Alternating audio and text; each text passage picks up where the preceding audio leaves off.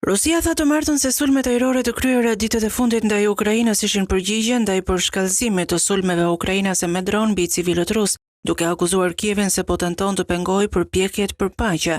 Moska ka kryer qindra sulme me dron në Ukrainë nga mbrëmja e të premtes deri mëngjesin e të hënës, duke vrarë me 10 persona. Presidenti amerikan Donald Trump, që po tenton të ndërmjetësojë përfundimin e luftës në Ukrainë, të nisur 3 vjet më parë, ka deklaruar se presidenti rus Vladimir Putin është çmendur dhe ka kërcënuar Rusinë me sanksione për shkak të sulmeve.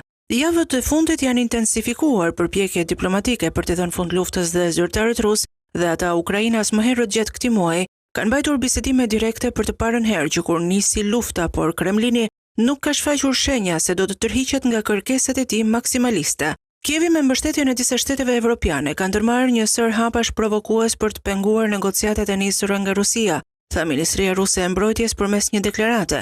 Ajo tha se mbrojtja ajrore ruse kishte shkatruar 2331 dron ukrainas nga 20 deri më 27 maj, duke pretenduar se mbi gjysma e tyre u penguan në zonat jashtë fushbetejës.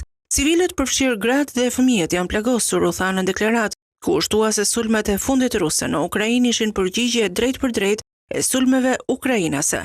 Moska tha se ka goditur vetëm shënjestra civile në Ukrainë, por Kievi ka thënë se të paktën 13 civil janë vrarë nga sulmet ruse të dielën. Kievi ka akuzuar Rusinë se po tenton të shmangë përgjegjësinë për vrasjet.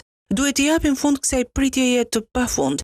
Rusisë duhet i vendosen më shumë sanksione, tha të martën në Telegram Andrei Yermak, shefi i stafit të presidentit Ukrainas.